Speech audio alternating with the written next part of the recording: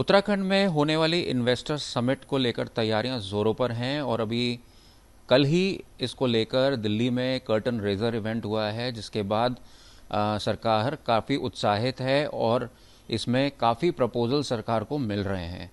इसमें अधिक बातचीत के लिए हमारे साथ मौजूद हैं मुख्यमंत्री के सचिव डॉक्टर आर मीनाक्षी सुंदरम, जो कि हमें बताएंगे कि इन्वेस्टर समिट में क्या खास होने वाला है और इन्वेस्टर समिट को लेकर सारा दारोमदार इन्हीं के ऊपर है। उनसे बातचीत करते हैं।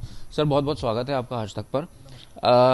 अभी इन्वेस्टर समिट की जो बातचीत चल रही है, पिछली बार भी इन्वेस्टर समिट हुआ था, इस बार जो बताया जा रहा है, मुख्यमंत्री भी टारगेट लेके चल रहे हैं कि 2.5 लाख करोड़ के प्रपोजल्स आएंगे।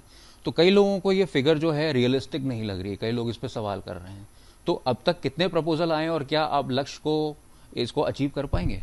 देखिए, इन्वेस्टर समिट में दो तरीके की चीज़ें होती है। एक तो एमओयू साइन करना, जो कि नॉर्मली बहुत सारे राज्य सरकार करते हैं, हमने भी पहले किया है।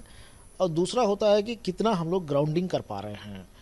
तो हमने एमओयू साइनिंग का और ग्राउंडिंग का अलग अलग टारगेट लिया हुआ है। इस बार की हमारी ये फोकस रहेगी कि हम जो मेन इवेंट है दिसंबर में, संभवतः 8 या 9 दिसंबर में होगा, और उससे पहले पहले हम लोग मिनिमम 25,000 करोड़ की जो इन्वेस्टमेंट है उसको फाइनलाइज करके ग्राउंडिंग कर लें।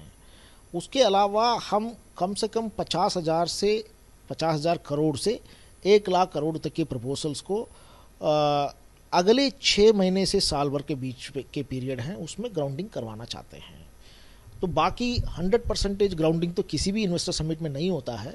तो आप 2.5 लाख करोड़ की टारगेट करेंगे तब आप 1 लाख करोड़ की ग्राउंडिंग तक का एक सिचुएशन को आप 1 साल के अंदर प्राप्त कर सकते हैं। और ये फेजेस में होगा, मतलब फर्स्ट फेज में 25,000 करोड़, फिर दूसरे फेज में 1 लाख करोड़, फिर आगे? हाँ, तो हमने कहा था कि हमारी ये मिनिमम टारगेट है, मैक्सिमम टारगेट नहीं है। हमारी जो मिनिमम टारगेट है वो 25,000 करोड़ का हम लोग ग्राउंडिंग कर दें बिफोर मेन इवेंट। तो सर, इस बार क्या खास होने वाला है ग्लोबल इन्वेस्टर समिट में? हाँ, इस बार हम लोगों ने अपने होमवर्क अच्छी तरीके से की है, क्योंकि कोई भी इन्वेस्टर केवल इस वजह से कि हम इन्वेस्टर सबमिट कर रहे हैं उस वजह से अपना इन्वेस्टमेंट डिसीजन नहीं लेते हैं। किसी भी बिजनेसमैन के लिए अपना इन्वेस्टमेंट डिसीजन एक बहुत क्रूशियल डिसीजन होता है। उसको बहुत सारे फैक्टर्स इन्फ्लुएंस करते हैं कि पहले तो वो पर्टिकुलर सेक्टर में इन्वेस्ट करने वाले हैं कि नहीं करने वाले हैं, दूसरा अगर करेंगे तो कौन सी राज्य को चुनेंगे।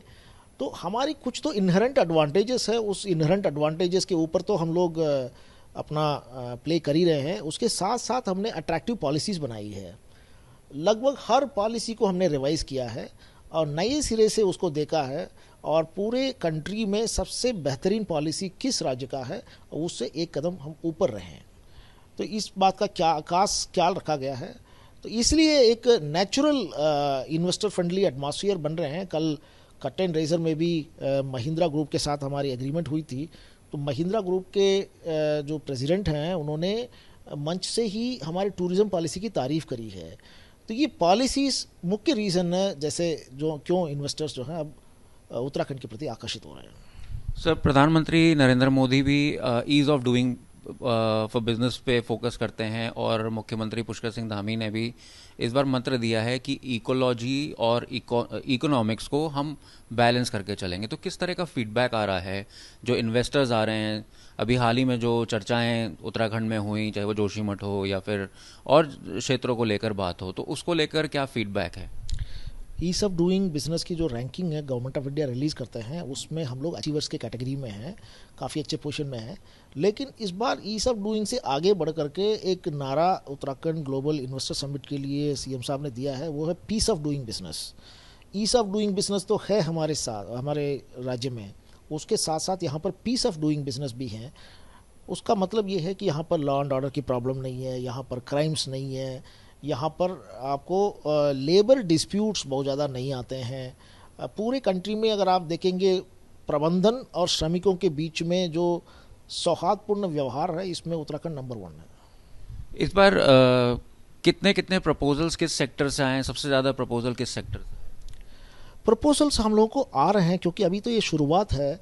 जो 3 प्रपोजल्स जो हम लोगों ने साइन किया है, ये पिछले 3-4 महीने से हम लोग टच में थे।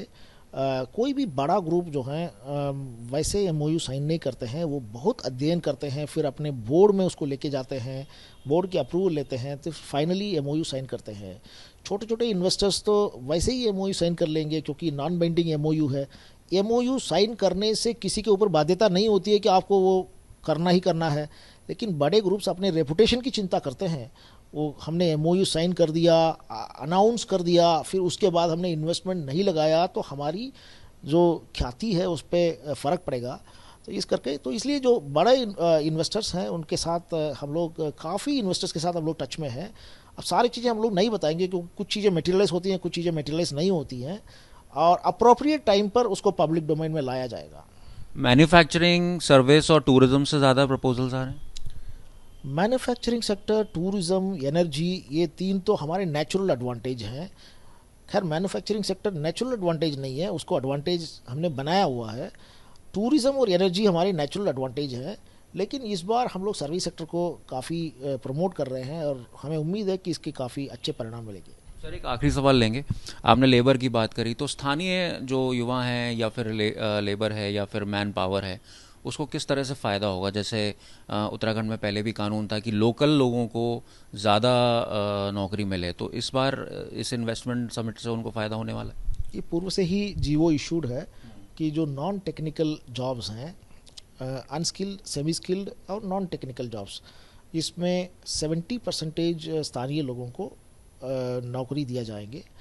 तो अभी वर्तमान में जितने पॉलिसीज हमने किया है उसमें उसी बात को हमने रीइटरेट भी किया है। बहुत बहुत धन्यवाद सर, आपने हमें हमारे सभी सवालों का जवाब दिया। तो डॉक्टर आर मीनाक्षी सुंदरम ने बताया है कि किस तरह से इन्वेस्टर समिट इस बार ऑर्गेनाइज किया जाएगा, किस तरह के प्रपोजल्स आ रहे हैं, और युवाओं के लिए एक अच्छी खबर है क्योंकि इन्वेस्टमेंट जिस तरह से ज़्यादा सरकार को आ रहा है, सरकार काफ़ी ऑप्टिमिस्टिक है। इन्वेस्टमेंट मिलने के बाद 2 फेजेस में इन्वेस्टमेंट्स आएंगे और जो स्थानीय युवा हैं उनको ज़्यादा से ज़्यादा यहाँ अवसर मिलेंगे।